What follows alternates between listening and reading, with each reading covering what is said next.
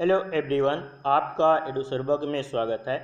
आज हम circular motion के कॉन्सेप्ट्स को आपके साथ डिस्कस करेंगे। तो देखिए, हमारे पास एक सर्कल है। ये हमारा एक सर्कल है जिसकी रेडियस है आर। इस सर्कल पे एक पार्टिकल पी है जो मूव कर रहा है। ठीक है, स्टार्टिंग पे हम ये मानते हैं कि हमारा जो पार्टिकल पी है उसकी पोजीशन यहाँ पर थी, और किसी टाइम टी पर या टी टाइम के बाद हमारा जो पार्टिकल है वो थीटा एंगल से रोटेट कर गया और उसकी नई पोजीशन पी डैश पर आ गई। क्लियर? तो अब इस पार्टिकल की जो पोजीशन वेक्टर होगा टी टाइम पे वो किससे दिया जाएगा? Vector O P dash. ठीक है, अब यहाँ पर हम दो यूनिट वेक्टर डिफाइन किए अपने कन्वेनियंट के लिए। ठीक है, एक हमने यूनिट वेक्टर डिफाइन किया है रेडियली आउटवर्ड, जिसको हमने लिखा है ई आर कैप से, और दूसरा यूनिट वेक्टर डिफाइन किया है टेंजेंशियल डायरेक्शन में, जो कि ई आर कैप पे परपेंडिकुलर है, और इसको हमने नाम दिया है ई टी कैप। क्लियर? अब अगर हम ई आर कैप और ई टी कैप को लिखना चाहें तो देखिए, ये एंगल हमारा थीटा है, तो ये एंगल भी हमारा क्या होगा? थीटा होगा। तो ई आर कैप को हम क्या, ये यूनिट वेक्टर है, ठीक है, तो यूनिट वेक्टर का मैग्नीट्यूड 1 होगा। तो ई आर कैप को हम क्या लिख सकते हैं? कॉस थीटा आई कैप प्लस साइन थीटा जे कैप। तो हमारा ये ई आर कैप है कॉस थीटा आई कैप प्लस साइन थीटा जे कैप। ये यूनिट वेक्टर है किस डायरेक्शन में? रेडियल डायरेक्शन में, मतलब रेडियली आउटवर्ड है ये। और ई टी कैप हमारा क्या है? टेंजेंशियल डायरेक्शन में। ठीक है, यूनिट वेक्टर है जो कि ई आर कैप पे परपेंडिकुलर है। तो ई टी कैप को हम क्या लिख सकते हैं? देखिए, ये एंगल अगर थीटा है तो ये 90 माइनस थीटा हो जाएगा, और अगर हम इसको लिखना चाहें तो ये कॉस 90 माइनस थीटा, तो ये हो जाएगा हमारा साइन थीटा, और ये एक्स डायरेक्शन के अपोजिट में है, तो मतलब माइनस साइन थीटा आई कैप प्लस कॉस थीटा जे कैप, ये हमारा ई टी कैप हो जाएगा, और इसकी डायरेक्शन क्या है? टेंजेंशियल डायरेक्शन में है। क्लियर? तो ये दो हमने यूनिट वेक्टर डिफाइन किए हैं। अब इसका क्या यूज है वो हम आगे देख लेते हैं। देखिए, जैसे अगर हम टी टाइम पे पार्टिकल पी की पोजीशन लिखना चाहें, पोजीशन वेक्टर, तो हम क्या लिखेंगे? Vector O P dash. अब वेक्टर ओ पी डैश को हम क्या लिख सकते हैं? यहाँ पर देखिए, ओ और पी डैश, ये मैग्नीट्यूड हमारा कितना, ये रेडियस होगा सर्कल का, तो ये आर होगा। तो वेक्टर ओ पी डैश को हम क्या लिख सकते हैं? आर कॉस थीटा आई cap plus r sine theta जे कैप। क्लियर? तो यहाँ पे हमने वेक्टर ओपी डैश को लिख लिया है ओपी कॉस थीटा आई cap plus OP sine theta जे कैप। ओपी हमारा क्या है? रेडियस है सर्कल का, इसको आर से हमने सब्सटीट्यूट कर दिया, ये हुआ r with in bracket cos theta I cap plus sine theta J cap. अब वेक्टर ओपी डैश हमारा क्या है? पोजीशन वेक्टर है, किसका? पी पार्टिकल का। ठीक है, टी टाइम पे, तो हमने इसको क्या लिखा? Vector r. ठीक है, ये पोजीशन वेक्टर हुआ। तो वेक्टर आर इक्वल्स टू क्या हुआ हमारा? R with in bracket cos theta I cap plus sine theta J cap. अब अगर हम इसको, ये जो पोजीशन वेक्टर है, इसको टाइम के रिस्पेक्ट में डिफ्रेंशिएट कर दें, तो हम क्या लिखेंगे इसको? D by D T of vector r equals to, are हमारा ये क्या है? रेडियस है, ये कांस्टेंट है, तो इसको हमने बाहर रखा। अब फिर क्या किए? ये जो टर्म है हमारा ये डिफ्रेंशिएट हो जाएगा, क्योंकि कांस्टेंट हम डिफ्रेंशिएशन से बाहर कर लेते हैं। तो r with in bracket d by D T of cos theta I cap plus D by D T of sine theta J cap, ये हमारा क्या हो जाएगा? D by D T of vector r. ठीक है, अब हम इसको सॉल्व अगर करें तो ये हमारा आर कांस्टेंट है ही है। अब यहाँ पर देखिए, ये कॉस थीटा को डिफ्रेंशिएट करना है, ठीक है, किसके रिस्पेक्ट में? टी के रिस्पेक्ट में। तो अब हमारा इसका डिफ्रेंशिएशन क्या हो जाएगा? कॉस थीटा का डिफ्रेंशिएशन हो जाएगा माइनस साइन थीटा, और यहाँ पर देखिए ये टी है और ये थीटा का फंक्शन है, तो एक टर्म और आ जाएगा D theta by D T. तो इतने का पूरा जो है ये टर्म हो जाएगा हमारा, ये हो जाएगा हमारा minus sine theta D theta by D T I cap plus, अब इसको हमको लिखना है D by D T of sine theta J cap, तो इसको डिफ्रेंशिएट करेंगे। साइन थीटा का डिफ्रेंशिएशन हो जाएगा कॉस थीटा, और यहाँ पर ये टी है और ये थीटा का फंक्शन है, तो एक टर्म और आ जाएगा D theta by D T. तो ये हो जाएगा हमारा cos theta D theta by D T J cap. Clear? अब यहाँ पर देखिए, ये एक टर्म है D theta by D T, ये क्या है? Rate of change of angular position, तो ये होती है हमारी एंगुलर वेलोसिटी ओमेगा, तो इसको हम ओमेगा से सब्सटीट्यूट कर देंगे। तो नेक्स्ट टर्म में हमने क्या लिखा? R with in bracket minus omega sine theta I cap plus omega cos theta J cap. अब हम इसको D R by D T को, जो मतलब D by D T of vector R, ये हमारा क्या है? वेलोसिटी वेक्टर, तो इसको लिखेंगे वेक्टर वी।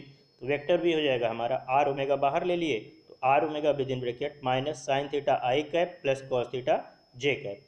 अब यहाँ पे प्रीवियस पेज पे देखिए, ये हमारा जो है with in bracket minus sine theta I cap plus cos theta J cap, ये किसके बराबर है? ई टी कैप के बराबर है, मतलब ये यूनिट वेक्टर टेंजेंशियल डायरेक्शन में, ठीक है, इसी से दिया गया है।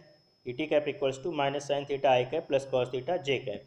तो हमने इसको क्या सब्स्टिट्यूट कर दिया ई टी कैप। तो मतलब सर्कुलर मोशन में पार्टिकल के पास जो वेलोसिटी होगी, ठीक है, वो वेलोसिटी है हमारा vector V equals to R omega E T cap. अब आर ओमेगा यहाँ पर क्या है, ये मैग्नीट्यूड है, ठीक है, ये क्या है, मैग्नीट्यूड है, ठीक, और ये ई टी कैप क्या है, डायरेक्शन। तो इसका मतलब हुआ कि कोई भी ऑब्जेक्ट या पार्टिकल अगर सर्कुलर मोशन में है तो उसके पास जो वेलोसिटी होगी, ठीक है, उस वेलोसिटी का मैग्नीट्यूड आर ओमेगा के बराबर होगा, जहाँ पर आर आपका क्या है, रेडियस है उस सर्कुलर पाथ की, और ओमेगा क्या है, एंगुलर स्पीड है, ठीक है। और उसकी जो डायरेक्शन होगी वो डायरेक्शन क्या होगी, टेंजेंशियल डायरेक्शन होगी, ठीक है। सर्कल पे जो टेंजेंट होगा उस डायरेक्शन में, ठीक है, जिस मोमेंट पे हम देखना चाह रहे हैं उस मोमेंट पे जो टेंजेंट की डायरेक्शन होगी उस डायरेक्शन में उसकी वेलोसिटी होगी। क्लियर। तो ऑब्जेक्ट अगर सर्कल पे मूव कर रहा है तो उसके पास जो वेलोसिटी होगी वो टेंजेंशियल डायरेक्शन में होगी, और वेलोसिटी का मैग्नीट्यूड आर ओमेगा के बराबर होगा। क्लियर। अब हमको वेलोसिटी मिल गई है। वेलोसिटी के बाद अगर हम एक्सीलरेशन फाइंड आउट करना चाहें कि ऑब्जेक्ट के पास कितना एक्सीलरेशन होगा, तो देखिए उसको हम क्या करेंगे।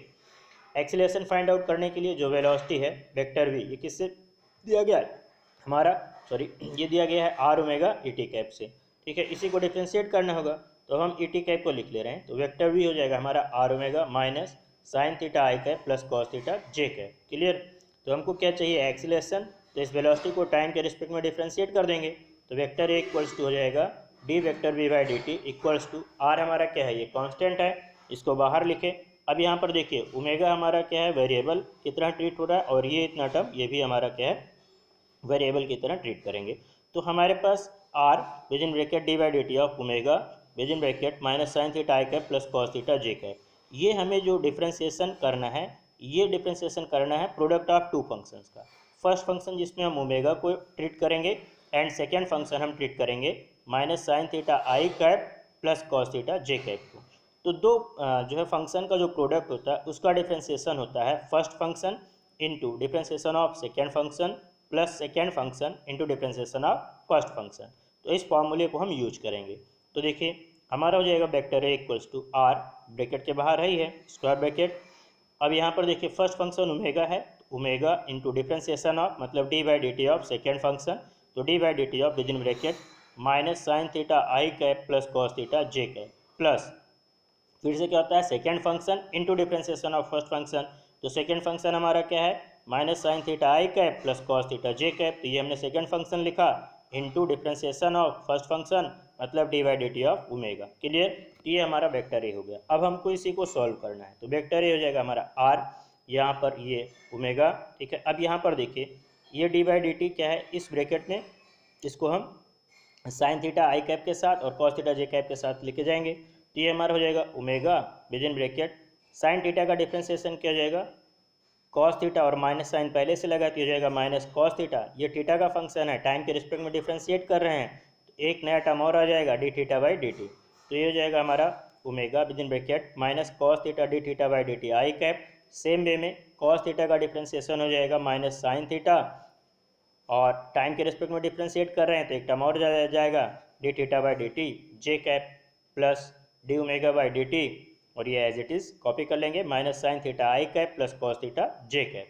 क्लियर। अब फिर से यहाँ पर देखिए D theta by D T है, इसको हम क्या लिख देंगे, ओमेगा, जहाँ भी D theta by D T है उसको ओमेगा से सब्स्टिट्यूट कर देंगे, तो वेक्टर है हमको क्या मिल जाएगा, R with in bracket minus omega, और इसको हमने ओमेगा सब्स्टिट्यूट किया तो ओमेगा माइनस कॉमन ले रहे हैं क्योंकि यहाँ भी माइनस है यहाँ भी माइनस है, तो minus omega with in bracket omega cos theta I cap plus omega sine theta J cap plus यहाँ पर क्या है अब ये D omega by D T with in bracket minus sine theta I cap plus cos theta J cap. Clear. अब यहाँ पर देखिए ये यहाँ भी ओमेगा है यहाँ भी ओमेगा है, इसमें इस टर्म में फर्स्ट टर्म में हम ओमेगा को क्या करेंगे, बाहर कर लेंगे, तो ये हो जाएगा हमारा ओमेगा स्क्वायर, और माइनस साइन पहले लगा है। तो नेक्स्ट पेज पे देखते हैं क्या हो जाएगा, तो ये हो जाएगा हमारा vector A equals to minus R omega square with in bracket cos theta I cap plus sine theta J cap. देखिए यही है ना, यही होगा, ओमेगा हम बाहर लिए तो ये हो जाएगा ओमेगा स्क्वायर, माइनस ऑलरेडी बाहर है तो यहाँ पर क्या बचेगा, कॉस थीटा आई कैप प्लस साइन थीटा जे कैप। तो यही लिखा गया है, देखिए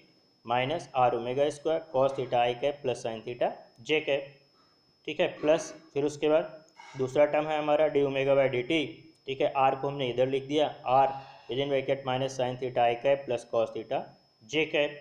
अब यहाँ पर देखिए ये हमारा जो है क्या है, आर ओमेगा, ठीक है। ये पूरा टर्म अगर हम देखें, R omega minus sine theta आई कैप प्लस कॉस थीटा जे कैप, ये पूरा टर्म हमारा किसके बराबर है, ये यहाँ से लेके यहाँ तक, ये हमारा बराबर है किसके, वेक्टर वी के।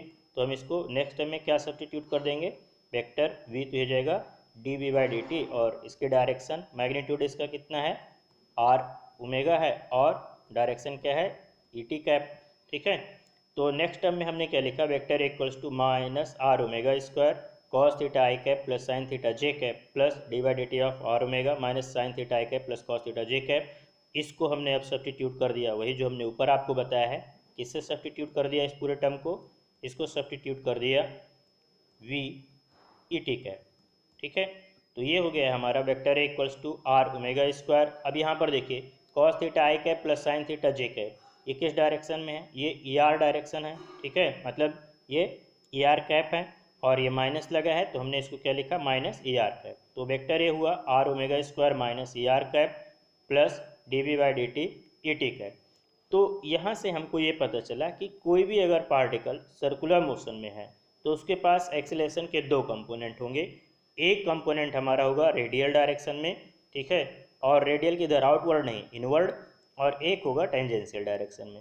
तो सर्कुलर मोशन में अगर पार्टिकल है तो उसके पास एक्सीलरेशन दो होंगे, एक ए आर और एक ई टी, और ये दोनों आपस में एक दूसरे के परपेंडिकुलर होते हैं, क्योंकि ई टी, ठीक है, ई टी कैप और ए आर कैप आपस में एक दूसरे के परपेंडिकुलर हैं।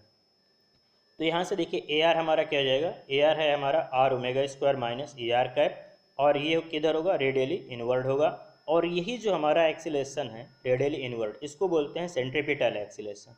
मतलब अगर कोई ऑब्जेक्ट आपका सर्कुलर मोशन में है तो उस पर एक एक्सीलरेशन सेंटर की तरफ होगा इनवर्ड, ठीक है, और एक एक्सीलरेशन टेंजेंशियल डायरेक्शन में होगा, और उस टेंजेंशियल डायरेक्शन में जो एक्सीलरेशन होगा उसका मैग्नीट्यूड होगा D V by D T, ठीक है।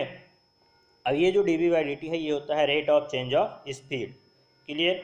तो ये ध्यान रखिएगा, सर्कुलर मोशन में ऑब्जेक्ट के पास दो डायरेक्शन में एक्सीलरेशन होता है, एक सेंटर की तरफ और एक टेंजेंशियल डायरेक्शन में, ठीक है। सेंटर की तरफ जो एक्सीलरेशन होता है उसका मैग्नीट्यूड होता है R omega square, tangential direction में जो एक्सीलरेशन होता है उसका मैग्नीट्यूड होता है D V by D T, और ये होता है rate of change of speed, clear. तो यहाँ पर देखिए इसका मैग्नीट्यूड यहाँ पर लिखा है, रेडियल डायरेक्शन में जो एक्सीलरेशन है या सेंट्रीपिटल एक्सीलरेशन भी इसको बोलते हैं, इसका मैग्नीट्यूड होगा आर ओमेगा स्क्वायर, और जो टेंजेंशियल डायरेक्शन में एक्सीलरेशन है उसका मैग्नीट्यूड हो जाएगा D V by D T, और ये होता है आपका rate of change of speed, ठीक है। यहाँ आपको पहले बता चुके हैं कि ए आर और ए टी आपस में एक दूसरे पे परपेंडिकुलर होते हैं। तो सर्कुलर मोशन में कोई भी ऑब्जेक्ट अगर है तो उसके पास जो वेलोसिटी होगी वेक्टर वी, वो दिया जाता है R omega minus sine theta आई कैप प्लस कॉस थीटा जे कैप से, मतलब R omega I T cap. इसका मतलब है कि जो वेलोसिटी होगी, ठीक है, पार्टिकल की, वो टेंजेंशियल डायरेक्शन में होगी और उसका मैग्नीट्यूड आर ओमेगा के बराबर होगा। एक्सीलरेशन जो होगा वो उसके दो कंपोनेंट होंगे, एक आपका होगा इनवर्ड, ठीक है, रेडियली इनवर्ड, और एक होगा आपका टेंजेंशियल डायरेक्शन में। इनवर्ड जो एक्सीलरेशन होगा वो दिया जाएगा R omega square with in bracket minus E R cap, और जो टेंजेंशियल डायरेक्शन में एक्सीलरेशन होगा वो दिया जाएगा D V by D T E T cap, clear. अब अगर कोई ऑब्जेक्ट आपका यूनिफॉर्म सर्कुलर मोशन में हो, तो यूनिफॉर्म सर्कुलर मोशन का मतलब होता है जो स्पीड है, ठीक है, वो कांस्टेंट है। तो यूनिफॉर्म सर्कुलर मोशन में ऑब्जेक्ट की जो स्पीड होती है वो कांस्टेंट होती है। तो अगर स्पीड कांस्टेंट है मतलब D V by D T मतलब rate of change of speed, ये क्या हो जाएगा, जीरो, क्योंकि कांस्टेंट का डिफ्रेंसिएशन क्या होता है, जीरो। तो ये टर्म हमारा हो गया जीरो। तो एक्सीलरेशन हमें क्या मिलेगा फिर, vector equals to R omega square with in bracket minus E R cap plus zero. इसका मतलब है जो टेंजेंशियल डायरेक्शन में एक्सीलरेशन है वो एब्सेंट होगा, किसमें, जब हमारा ऑब्जेक्ट यूनिफॉर्म सर्कुलर मोशन में होगा। तो यूनिफॉर्म सर्कुलर मोशन के लिए ऑब्जेक्ट के पास केवल एक ही एक्सीलरेशन होगा, और वो दिया जाएगा R omega square minus E R cap से, क्लियर है। या फिर ये सेंट्रीपिटल एक्सीलरेशन होगा, और सेंट्रीपिटल एक्सीलरेशन का मैग्नीट्यूड कितना होता है अगर हम देखें, पहले भी बता चुके हैं, ठीक है, मॉड ऑफ ए आर, और ये होता है, ठीक है, आर ओमेगा स्क्वायर, ये रेडियली इनवर्ड एक्सीलरेशन होगा अगर आपका ऑब्जेक्ट यूनिफॉर्म सर्कुलर मोशन में है। तो ए टी यहाँ पर आपका क्या हो जाएगा, जीरो हो जाएगा। टेंजेंशियल डायरेक्शन में ऑब्जेक्ट के पास कोई भी एक्सीलरेशन नहीं होगा। तो आज इसमें इतना ही आपसे डिस्कस करना था, फिर किसी टॉपिक में आपसे मिलेंगे। Thank you.